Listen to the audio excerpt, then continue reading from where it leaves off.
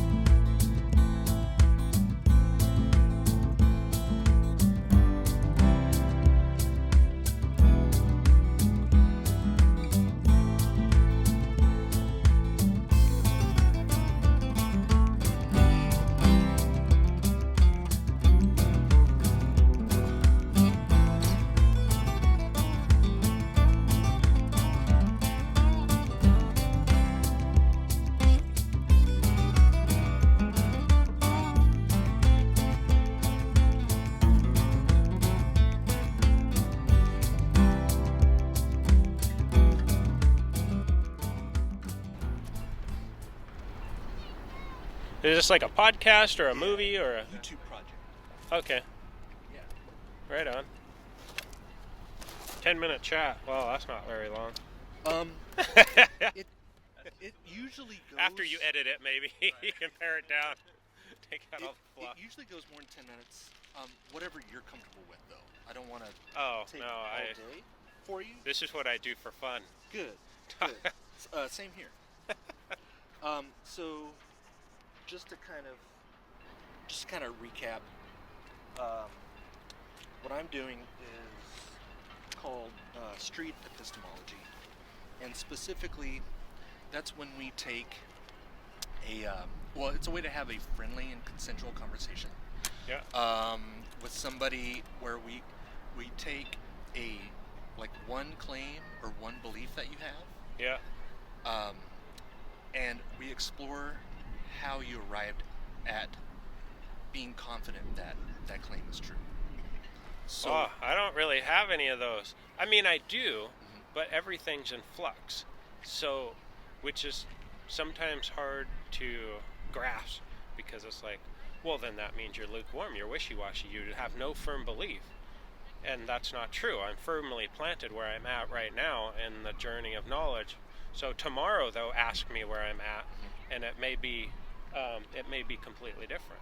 It sounds like you're open to changing your mind based on more information. Yeah, it's a constantly moving. It's a search, and when you're searching for something, but I really don't think there's an ending to it. Like that, it doesn't end. Oh, and that could be a belief system that's pretty firm, is that I don't believe it ends at death either.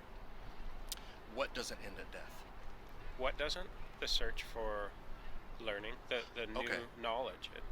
Like investigation of the truth doesn't end at death. You're learning.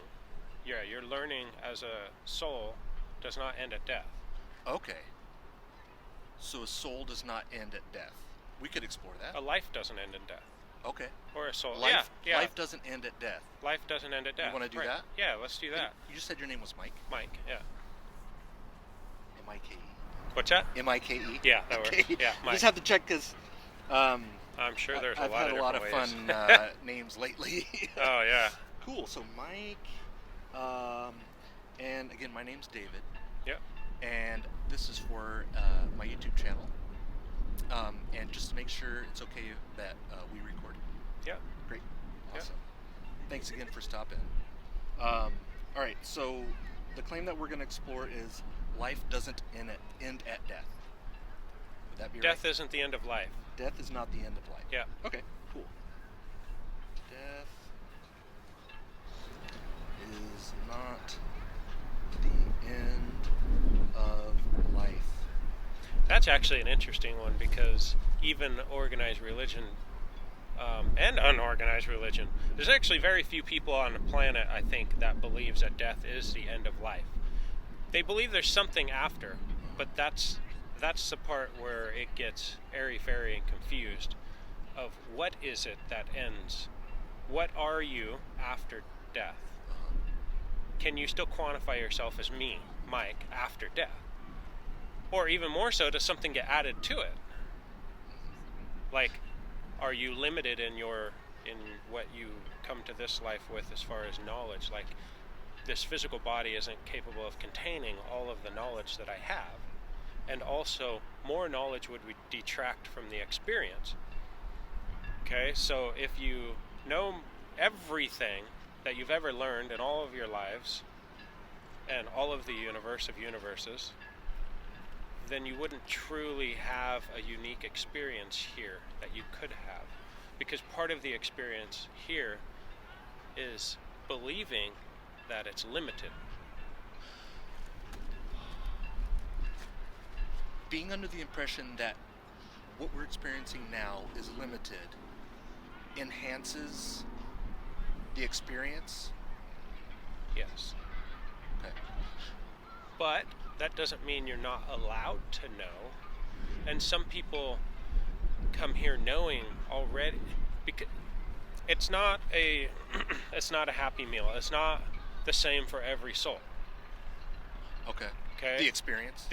Okay. The experience that you're as you, as me, as individual entities, the experience we are having as individuals is tailored to ourselves. It's a custom experience. When you say this experience, you're talking about this life? This physical life. Okay. This physical 6 months to 113 years of life that you get, or that's what one you mean day. When you say this experience. Yeah, that's what I mean by this experience. Okay. Got it. Just a couple of questions, just for me to get a baseline. How important is it to you for your conclusions about the world to be accurate, like on a scale from to be what? How important is it for your conclusions to be accurate about the world? Like, how important is it for your map of reality to line up with reality, I guess? Just for myself, or for everybody to know it? Just for you, for your conclusions to be accurate. How important is it for you for that to happen? Like on a scale from 0 to 100. I would say 100. 100? Subject to change. Like, only because, but at the same time, if I wake up tomorrow and find that's not true, and that this life is finite, and that's all there is, and when you die there's nothing, blackness, and you cease to exist at all and forever, that's okay too. So you're also 100% in this claim being true. Is that what I'm hearing also? Yeah. Okay. Like I'm 100% that's real too right now. That death is not the end of life. That statement is true. 100%. You're 100%. Yeah. Okay. I would be willing to bet my life on that. but that's interesting. That doesn't mean that there's not a value in it. Okay? Yeah. Of course, there's immense value in the experience because I chose to experience this. That would be a fundamental also, that however long it lasts, whatever I come to do here and learn, that is valuable. So just because you know that it doesn't end, or you know that it does end, doesn't mean it's not of value. So like, if I even said that correctly. So, for example, if you're playing a video game, you get a gamer that's really, really into the game, and he's on level whatever, and he's playing, and he's got one life left. Mm-hmm. That is really, really important to him or her. Yeah, like they're extra careful about what doors they go into. Yes. And Yeah, they're very careful. more risk averse. But they also know there's another aspect of their consciousness at that time, that they're sitting on the couch, they're well fed, Maybe they have to go to the bathroom, maybe not, but they know who they are and what they are sitting on that couch while they play this game that is insanely important to them in that moment. Yeah. So in this moment, for my soul, this life is incredibly important to my even entertainment, because that's what the video game is. So even if this life is just entertainment, it's as important to me as it is to the lifelong football fan who's watching his team in the Super Bowl. It is important, even though it's not. Got it. Yeah, it's important in the moment. Yeah. Yeah. And it's important to me. Even though this is not the end. Yeah. What does end at death? Well, there's two things that ends at death. Subject, so I'm not 100% on this, but this is where I'm at. So what does end at death is your physical body. Okay. Like the biology. Yeah, you're the nuts and bolts of this body. It's going to rot away and turn back into dirt and stay with the earth, right? So this particular series of circumstances, this time in history, this all the experiences that have led up to who I am now, and all of my friends and family, who I call friends and family now, in this physical experience and I'm living with and going through life with, that is unobtainium. It cannot be recreated again. It's a snowflake. Now that doesn't mean I can't come back and have even the same souls and we get together and we have the same. It's kind of like if you have a group of friends and you reminisce about that one camping trip. Oh man, that was awesome. We did this and this. It was so cool. Oh, and remember when Jimmy did that? We reminisce about that experience. Now I can get the same group of friends. We can go to the same place, do the same Memorial Weekend, and try to recreate this awesome camping trip, but it won't be that camping trip. Right. And we will always talk about that camping trip because it was a moment, it was a snowflake that melted.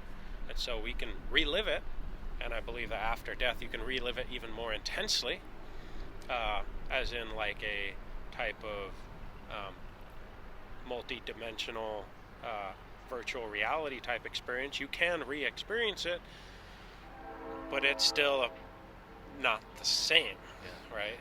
It's unique, and that's what makes it special. Yeah, it's very unique and special. Okay. You're 100% confident, at least right now, that death is not the end of life. Yeah. How does this belief affect your behavior? Do you have something specific that changes your behavior because you hold this? So before I developed that belief system, I still had a belief of life after death. Okay. That I got from my upbringing, organized Christian religion. But the added bonus to this, because I believe that you retain your identity. So just as I am seeking adventure and unique experiences in the physical life, the second I die, I'm still Mike searching for unique experiences and adventure. I'm just not in a physical body now. Now I'm in a spirit body with more and new and different and varied opportunities to go on adventures. Okay, so that belief system, that if truly ingrained, that death is not the end of life. So a little mental exercise is for people to think about their belief systems, and they believe that you live after death, but yet they have an insane fear of death. Yet they believe they're going to go back to God, or they're going to be in a paradise, or they're going to be floating on clouds playing harps. Whatever it is that you believe in your organized religion, or you're going to die and have 7 virgins at your bidding. All this cool stuff, right? Even better than the physical. More joy and love that you've ever experienced. Yet, if you walk in a dark street at night, you're absolutely terrified that somebody's going to mug you and kill you. So why are you terrified of dying? If that peeling back the onions. You have to ask yourself, if I said If it's going to be better, then if I tell a child and they're kind of having a bad day, they're kind of, they're just kind of not like sad, but they're just kind of mellow, they're unmotivated. I said, hey, hang in there, buddy, because tomorrow we're going to Disneyland. How much happier are they today? They're no longer mellow. They're jumping off the couches, playing The Floor's Lava and high-fiving the neighbor and playing with the dog, and they are excited. Even though nothing is physically changed. Nothing's changed in that moment. In that day, the only thing that changed was their belief of what's coming next. Right. And that affects their behavior in those ways. Right. So if you truly believe that there is life after death, and it is an awesome life or experience, then why are you walking every day in fear of dying? Why does the fear of death change or became a very large factor in all of your actions? No, I'm not going to do that. That's too risky. Even though you want to learn to skateboard, even though you want to go head first down a black diamond on your snowboard, or you'd love to learn how to race your car, or you want to sail around the world, but you're scared of dying, and so you don't. You sit on your couch and watch TV and get up and go to work the next day. So it gives you that kind of motivation to take more risks. Right. It gives you the freedom from fear. If it's truly assimilated into your knowing and not believing. And so then you come up with this, well, what's the difference between knowing and believing? Well, when you know something, nobody else can convince you otherwise. If I look at a blue car and somebody says that's a yellow car, they say, what are you willing to bet that that's a blue car? It's yellow. I'm laughing at this point because it's blue. I can see it's blue. You can't convince me it's yellow. Like, are you colorblind? Maybe you think it's yellow. You would say that you would know that it was blue. So I know. And so that feeling you get in your gut, that knowing, when you know you have a wife and you know you have 2 kids and you know the address of the home that you live in, you know these things. There's no second guessing. There's no fear. There's no contemplation and recontemplation and regurgitation of previous ideas about where you live. You know where you live. And that calm knowing is when you, that's what you're looking for. If you know there's life after death and there's nobody can tell you otherwise. That's what I was going to ask. Would you say that you know that death is not the end of life? In this moment, yeah, absolutely, 100%. I know it. You would say that you know that. Yeah. Okay. Yeah, that's been a long journey. That's.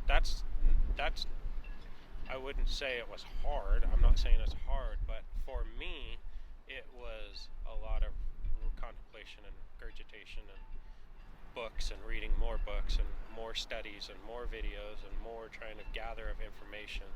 So I can say yes, but it's really hard because you're fighting upstream on a thought process like this. You're fighting upstream with not just friends and family who are like, yeah, but, you don't know. You're fighting all of society, because all of society as a whole, as far as governments and countries and everything, have such a tight grasp on the now and their things and their country and their stuff and their style and their sense of self. They have such a strong grasp that it creates this massive fog. There's like pressure that society puts on us to do and look certain ways, that kind of thing. And that's okay, because when you take a step back, that's what they came here for, and their individual experiences. Now, in that, the next layer is a whole separate question of, well, reincarnation. You keep coming back, or can you not, or where else can you go, or what is it? But at the very base, what passes with you after you die is your soul, your personality, your knowing of who you are, and your free will. Now, free will is also interesting. Well, if I could, we can, because we could probably talk another 5 hours about probably free will very and easily. And souls. If I could, are you okay on time? Oh, I'm fine. I have nothing going on. Let me know. And I kind of want to explore this behavior part. Like, if maybe I could rephrase the question and say, so like hypothetically, tomorrow, if you were to wake up, like you were talking about, and somehow you came to be convinced that this is false. Mm-hmm. I'm not saying that it's false. Yeah. I'm just saying, you wake hypothetically, up you were convinced that this is false. Yeah. How would your behavior change? Is there anything specific that you could do differently? If I knew 100% has changed, my fear of death would probably come back a little bit more of a vengeance, but at the same time, at that point, I would probably just submit to life and just be like, okay, whatever. Like it would be a polar shift. Be like, well, okay, then you've kind of also, if it flipped, then you're basically saying now that death is the end of life. Yeah. Now, if death is the end of life, then I'm still going to live life to the fullest. In fact, I would probably have even less fear because I'd just be exasperated with the whole process. I'd say, you know what? Be like overwhelmed with. It would just be like, whatever then. Some people die when the moment they're born or before they're born. Other people, I just talked to a guy down there that was 80 and still planning the next 25 years of his life. And so whatever. You still don't get a choice of when you die. Yeah. And people still will always die too young.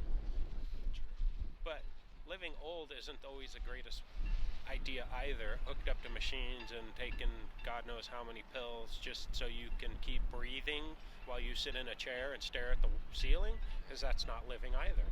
So we've got this paradigm where we just keep trying to make people live as long as absolutely possible. Right. To the point where sometimes it's like. And I'm not saying that we should be suicidal or assisted suicide. That's a whole nother subject. But at the end of the day, with like, at what point do you get a right to say, yeah, I'm okay, I'm done? Could I like summarize what I'm kind of getting from this? Yeah. Knowing that death is not the end of life, that helps motivate this experience, and maybe cause this experience better. But I think depending on your current experience of life. Sure. Yeah.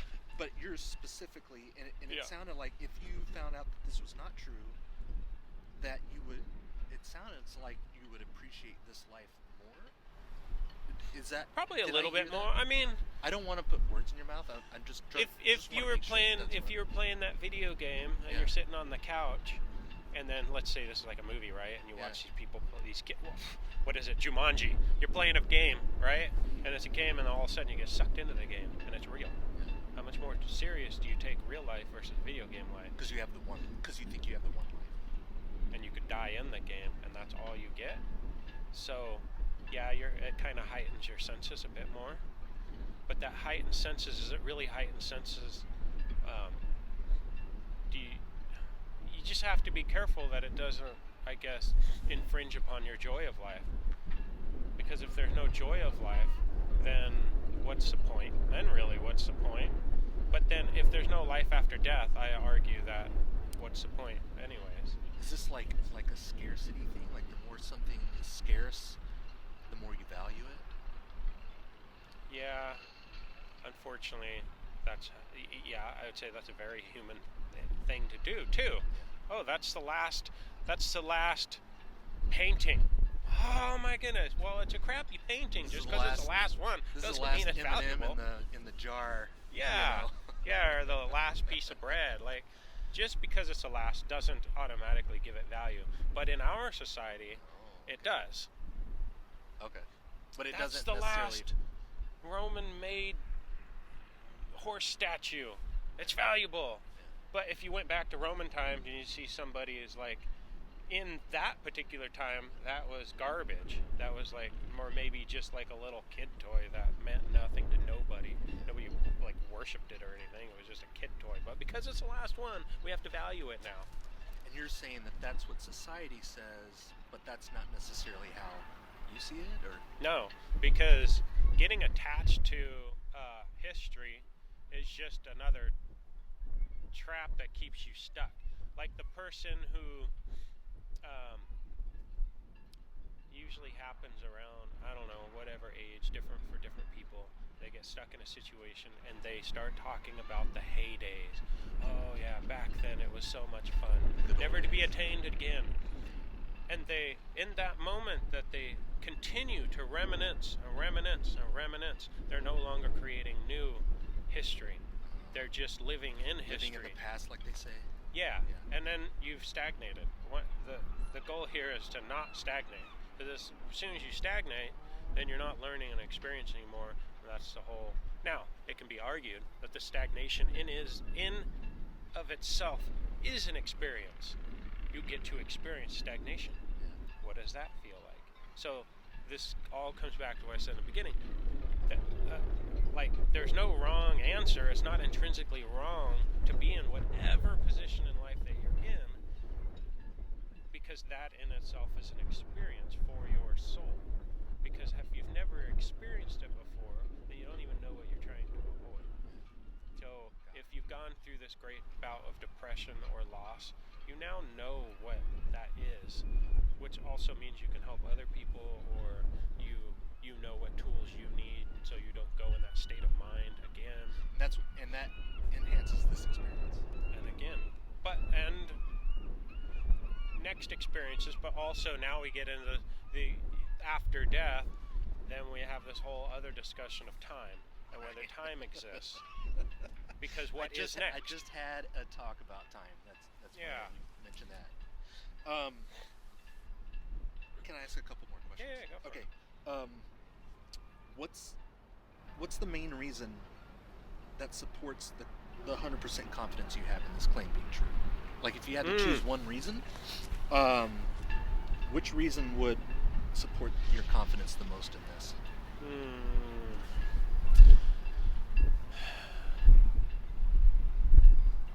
It doesn't exist. That it's all circumstantial. It's like when you have a court case and they say, well, what evidence you have? And you say, well, I don't have any direct physical evidence. However, I do have a ridiculous amount of circumstantial evidence that completely surrounds encapsulates the entire idea or belief, but I can't prove it.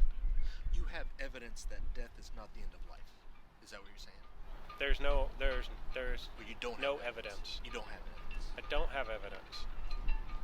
Because it doesn't even matter if I had evidence, because I believe people have evidence for all kinds of things all the time, and that's the human condition.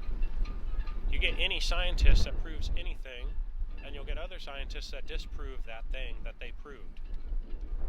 So that comes back to what is truth, and you can't prove it, and that's okay. You can prove it for yourself. So when I talk to people about all this stuff, like, whoa, and you're not trying to prove it to anybody else. It doesn't matter what anybody else thinks. It matters what you think and how that affects your life. And that's when you were saying that it's 100% as far as importance for you to be believing true things. Yeah. I don't have 100% to prove it to other people. Yeah. I don't care. You're 100% convinced. Yeah. But I don't.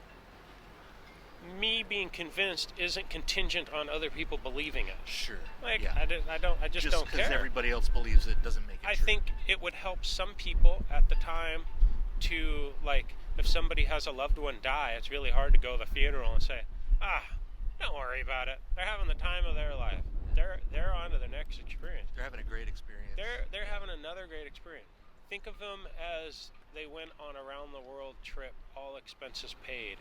And yes, you're going to miss them because you know that it's a never ending, say, off they went in their sailboat to travel the world. Yeah. And you're going to miss them because they said, yeah, I'm never coming back because I'm going to explore. But they're also happy for them in their exploration. Yeah. But that doesn't negate the sadness because you're still going to miss them. Now, having said that, I believe that after you die, you're reacquainted with everybody because we all... It's like when you're playing a video game with your best friend, and it's you got your own separate screens and you're awesome and you're tagging through these rooms and you're doing whatever, and then they die early in the game. Now you're playing the game by yourself, and it's not as much fun. End of story. It's just not as much fun. And so, but you're not going to go kill yourself in the game so you can reset it so you can play it together again, because you're still a little bit competitive. It's a real game. You're playing a game here, and you take this serious. You got your gamer tag, you got your stats. You can't just off yourself so you can play with your friend. So now they either have to respawn, but if they can't until you're done, then yeah, it's a little bit sucky playing by yourself. Even though they're on the couch right next to you, it's still not as much fun. If you did have evidence, if you could have evidence of this, would you prefer to have evidence? Well, so I have evidence for myself. Okay. So you have like evidence, like what? What's an like, example of evidence for yourself? So I guess it's not personal evidence, it's more evidentiary through other people's experiences of, okay, we'll go down a line of circumstantial evidence. What is it when somebody has a near-death experience and dies clinically and then comes back and they have this whole experience? What is it when they're in the middle of surgery under anesthesia and they said to the surgeon, and they write a book and say, I was floating in the corner of the room and I saw the doctor drop his pen and it rolled under a table, and after I came to, they didn't believe me, and I told him his pen's under the table, and he's like, what the heck, how'd you know that? And they're like, well, I saw everything in the room. What is it when somebody takes can we focus on the near-death experience? Okay, yeah. Because that was the first one that you brought up. Would you say that is like your strongest evidence for this claim to be true? It's the first that comes to mind. So is there one that you would consider stronger evidence for this? Yeah, but at the same time, no, because it's evidentiary to me, but then people very easily say, well, their body was still there. It was still alive. So even though they were clinically dead, the body was still warm. So there was still maybe a connection of consciousness through the body. And without the body, you wouldn't have consciousness, but the body's still there. So now then you come into people that have ghostly experiences or dream experiences with dead loved ones or dead things. And so what is that when it directly relates back? Now you go the religious route, or you go just the experience route of, I was thinking about my grandfather who passed away, and then his picture fell off the wall, and I didn't even verbalize anything. So what is that? What is it when people take different psychedelics and things, and they speak to other entities that have knowledge about current events? What is it when somebody has a dream and dreams an invention that doesn't exist? And what is it when two people have dreams on the other side of the world? That then this gets kind of into quantum physics and entanglement and stuff, but also, well, as far as the near-death experiences, can I ask another hypothetical? Yeah. So if you were to find out that near-death experiences was not good evidence to support this, would that have any effect on your confidence that it's true? Like, if somebody's science was able to explain it, and for me, yeah, if you were convinced, no, that because reason, I have circumstantial evidence of that tons of circumstantial evidence, so that would just be one piece. So when you have a whole case built on circumstantial evidence and you take one piece away, you still got everything else. Okay, so would it affect it at all, or would it would take more than that? Like would it affect it at all? I guess is what I'm asking. Like, if you did take a piece away, it would would affect it drop? 1%. Okay. Like, it would affect it because it's part of the story that I tell myself that backs it up. Okay. So if that wasn't part of the story anymore, then there would be self-analysis. I'm not, and that comes back to I'm 100% subject to change. Yeah. So so that would be an example of, say you were convinced near-death experiences was not a good reason. Where would you go from 100?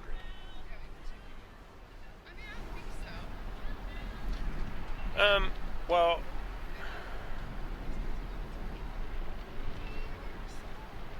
I mean, I would still be at 100. I would still be fully convinced. It wouldn't change. It wouldn't falter the totality of it. Is there a reason that would affect your confidence? If I died and there's nothing there and I didn't exist, in which case I wouldn't care anyway. Would there's that no be me the there. only? Would that be the only thing that would change your level of confidence in this? Is there anything that you could find out in this life that would affect your confidence in this? And I'm talking about raising it too. Is there anything that would? I mean, you said you were 100. Well, yeah, so the circumstantial evidence is mostly other people's experience. So if I had my own near-death experience and I was floating at the top of the room, or even any sort of out-of-body experience, there's other people that can do that at will. There's also... That would raise your confidence in this. Absolutely. Okay. But it would raise... Actually, that's not true. I can't say it would raise anybody's confidence because I know people that have had near-death experience that did float in the top of the room that are personal friends, and it doesn't really change. And they don't think this is.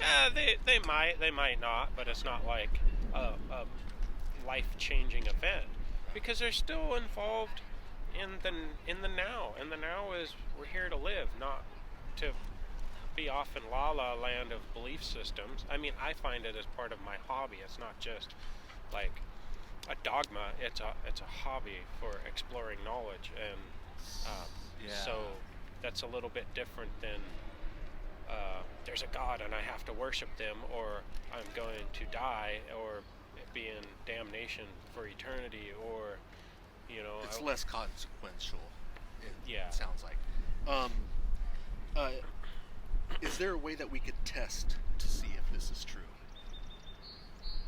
I think that's already been done, but like people have already tried to do stuff like that. There's already been tests that demonstrate the truth of this? Well, it happens all the time. People are hunting ghosts, people doing channeling spirits, channeling seances and all this other stuff, and those words alone get people riled up because that backs Is that a good into test for the this? religious side of devils and demons and spirit. But all that tells me is, so you're telling me that there's things that exist that are non-physical, that have consciousness and free will. That's what you're saying this is. That's what I'm saying, but that's also what other people are saying when that might be, I don't even know what the word. There are people that believe there's nothing at all. That I don't really have I don't want to say argument, a discussion with somebody who fully believes there's nothing. I mean, we can go over all the circumstantial evidence, but Like nothing non-physical, basically. yeah, some people don't. But when you have your own experiences, I guess, then yeah, sure, you're gonna. People explain away everything because your belief systems are also clouds that you're blind. They're blinding. Belief systems are very blinding because people, again, fear that they will lose themselves if they don't have a belief system. See, if you're in an organized religion like I was, and you decide to believe something else, you have a lot to lose. It involves friends They and attach it family to their identity, kind of. Yes. Yeah. I don't attach things and belief systems. Well, it's not really true. But, Is this belief attached to your identity?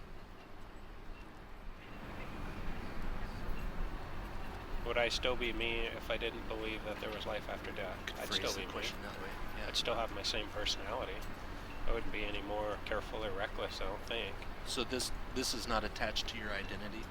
I don't attach much to my identity, but Okay. I attach my personality to my identity. Okay. But even then, I also, in conjunction with that, believe that there's more to me than just this me that I know now. It sounds like you put a lot of value in personal experience. Would that be accurate?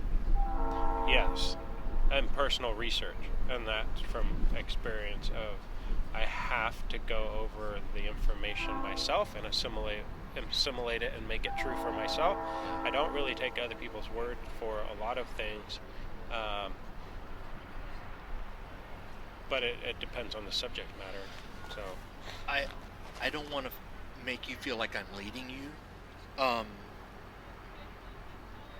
Would you say that personal experience might be the main reason you believe this? No.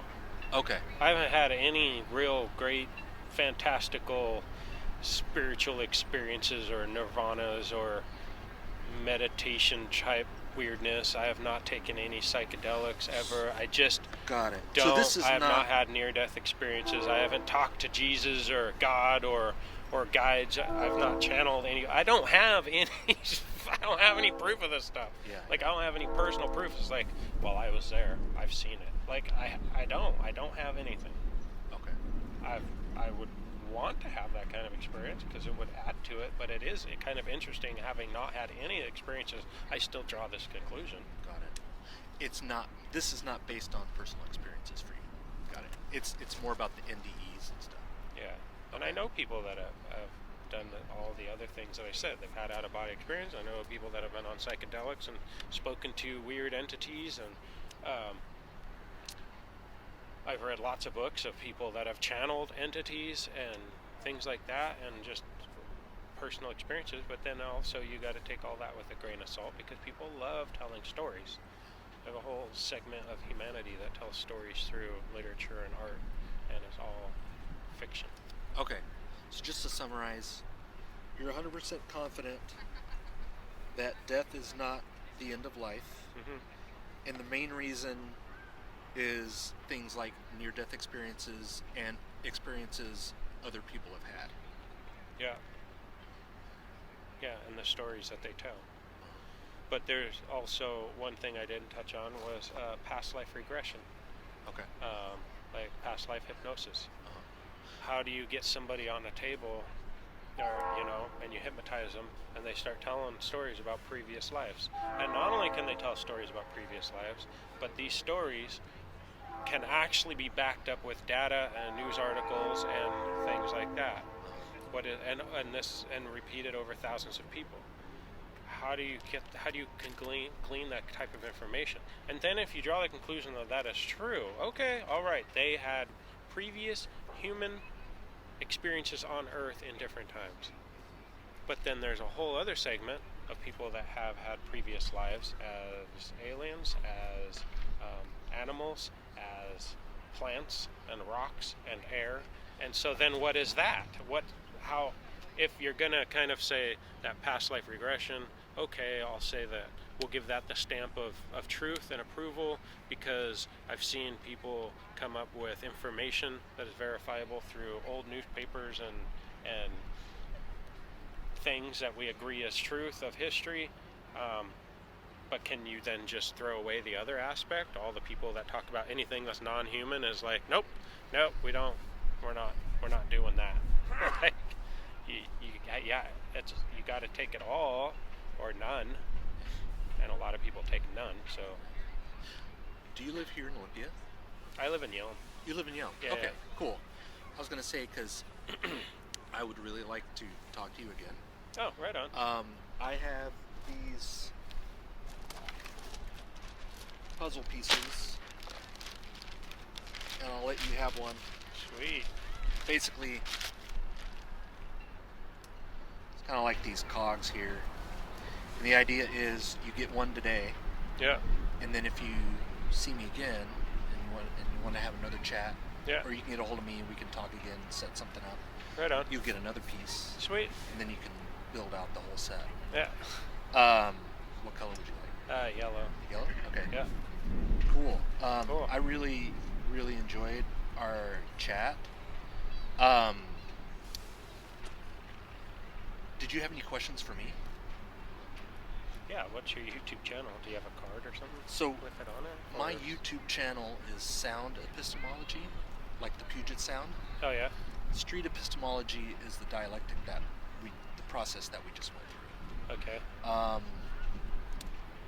You can Google this, YouTube or whatever. Yeah. But my my specific channel is Sound Epistemology. If you want to find me, Oh. that's where South Puget Sound. Sound. Or Epistemology. Sound, just Sound. Yep. Epistemology. And that's where I right on. upload these talks. Oh, cool. There's some other ones you can check out. Yeah. Yeah, I'm here because I bought a sailboat, and it's going to be right there. Oh, you did? So I'll be around here more frequently. Awesome. Too, so Yeah. If you want to, like I said, if you want to have another chat, you can see me. Yeah, I'd love to have another chat with you. I definitely want to talk about souls, free will. yeah, I got hours. Yeah. And the thing is, though, is like this isn't all the stuff that I would call spewing out information. Sure.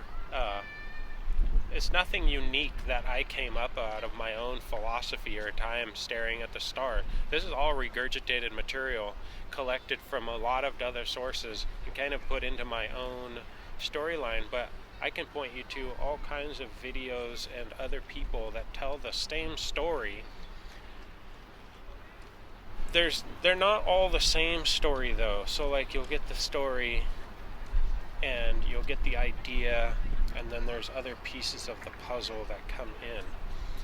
And that's when it comes down to it's all true, it's different perspectives. And so it's not the different stories don't spar, they intertwine. And so on an individual level, your story may not, like an individual person's immediate experience after death may be X, Y, and Z based on their level of growth as a soul, but it may just go to Z and you skip all that because you did that in other lives and it's not necessary, because the second you already know who you are, what you are, and how you serve, and you boom on over to this spot over here. So through and it's not really like a levels thing. It's kind of like if you're already going to college to PhD, you can go back and you can sit in any class you want all the way down to kindergarten. You can finger paint again, that's okay, even though you're already PhD. But you can also go back and help at any level. There's always room for learning and helping. Yeah.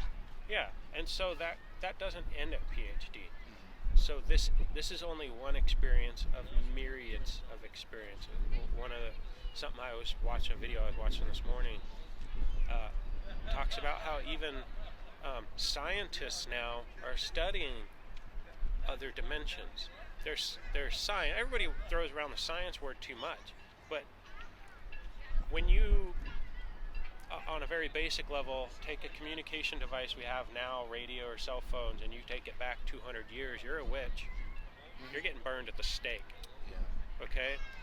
And that story of current knowledge and going back in the history and proving it wrong or disproving it, or that story continues. Each step forward we make as a civilization with knowledge refutes previous myths or stigmas or fears. And so in the field of quantum physics, that's challenging a lot of myths and showing them that these myths are actually true, or the power of attraction and things and stuff like that. So when you have a current forefront of scientists are studying multiple dimensions and studying where our universe came from, and then they're able to kind of put together a story that says that an entire universe can effectively fit into like a pinhead, and that each universe within the grand scheme of space can all fit into pinheads. And then even when we look at the stars and you look at a picture of our galaxy and with a tiny little piece of what we are, and then if you broaden your idea that there's multiple different ways to experience consciousness, not just in a physical humanoid form, and that when we say there's life on other planets, we mean there's consciousness on other planets. It may not be in physical form or perceivable.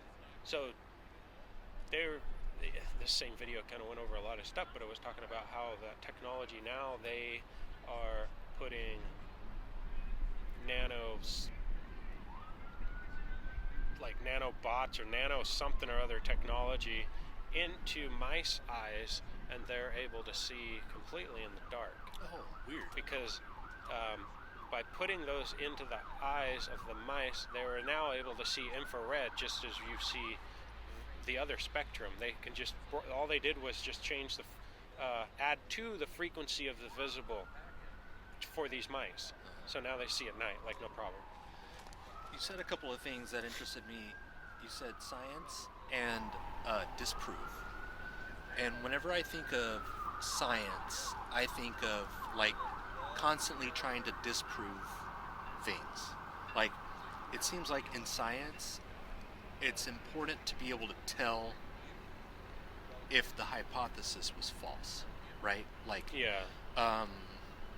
Like it seems like it would raise the likelihood that something is the case if you had a way to tell if it was not the case. Does that make sense? Like, instead of proving it right, you're just ruling everything around it wrong. Right. Or like finding deducing. ways to show that it's not right. Yeah. You know what I mean? Yeah. So if we think of it that way, is there a way to tell if this was not true? This claim that you had that death is not the end of life, is there a way to tell if you were mistaken about that? Yeah, you'd have to really contemplate that, but I'm pretty sure that in the realm of science, a lot of people a lot smarter than me through eons of time have been proving and disproving that exact same thing over and over and over. But just because you prove it, take anything that science wants to prove. They want to prove that global warming or global cooling, or they want to prove the earth is flat. They want to prove the earth is round. They want to prove all these things that people want to prove, and then they prove something, and then other people spend their life's work is to disprove that. And it's just because you prove something doesn't mean all of humanity is suddenly going to be like, thank goodness. And global warming is a perfect current event. Just because science, or some facet of science, because people can discount it so quickly, so incredibly quickly. And I'm not for or against. I'm not making that argument. Sure. I'm making the argument of people disproving or discounting anything related to science by simply saying, oh, well, they were paid off. They were paid to say that. Or they're not looking at everything. So they're not taking into the totality of the circumstances. They're only taking into a small part of the circumstance. Here's an interesting question. And you're still good on time? Yeah, I'm good. Okay. I should probably check my phone just to see.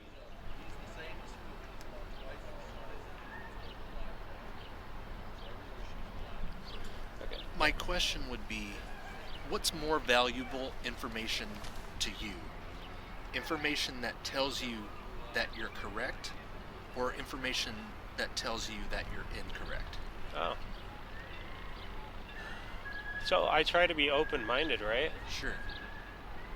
But I don't specifically search for information that goes against my current ideas. You don't look for disconfirming evidence? No. So that's kind of like if I have a new hobby and I want to learn to sail a boat. I don't jump on the computer and open up Google and go, why is sailing stupid?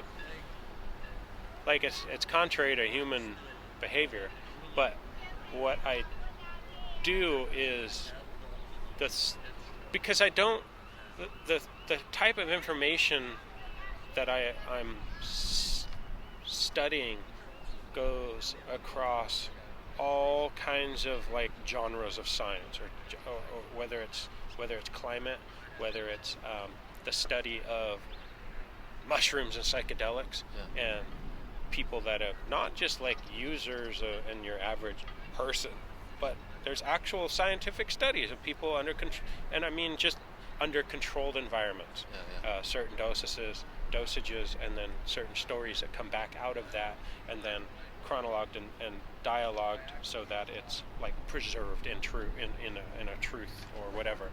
So it gets rid of some of like the drunken stories. Like, this is what happened. We have a recording, we have audio recording, and we wrote it down, and here's our study, and then we published it, so it was verified that this is what we did. Okay, so when you so although that's a pivotal kind of like a belief that we picked out of all these ideas, it's not as like pinpointed information.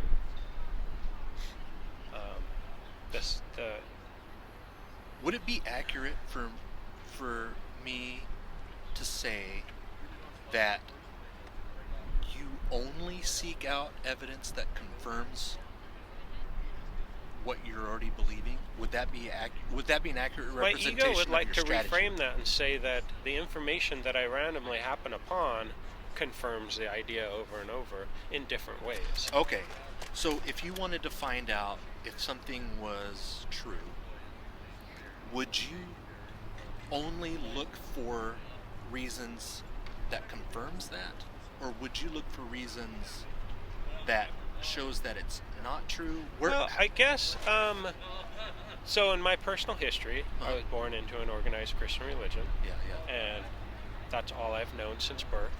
All of my family and all of my acquaintances and all of my friends were within that religion, and at some point I questioned it, and then I started researching, but I didn't actually start researching outside of that. Each time we went to church, I would go over the dogma, the scriptures, and the information that's put out there, and a lot of it comes down to a gut check also. Gut check? A gut check, like, does that make sense? Like, does that pass the logic test? Or even just the, wait a minute, like, let's just take a drone's view of this, and the totality of what's being said and actions and results, and then what other people say. And honestly, what other people say isn't any more attractive than what they say. It's not about it being wrong, because I still wouldn't say it is wrong. It was wrong for me, but they, as individuals, are going through their own growth and their own path. So you can't be doing a PhD and then look back at the third graders and say, you guys, that's just so basic and you're wrong. Because you know that... fair, Well, how many things when... there are things we were taught as children, scientific things, and I'm struggling to come up with an exact example, that have later been proved wrong.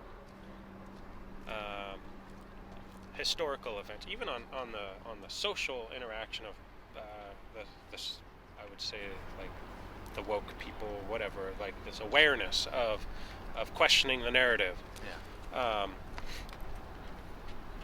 brings up subjects that we were taught as children. So let's say somebody grew up somewhere and their parents were very racist, and they were brought up to be taught that different people of different places are a lower class or not as intelligent. And then as you grow older, you question that because of your own experiences, and you run into people that are very nice and very intelligent. And you do that gut check. And then you do the gut check, and you go, man, my parents, well, they were kind of mean too. Maybe they were wrong. Maybe. It's really coming.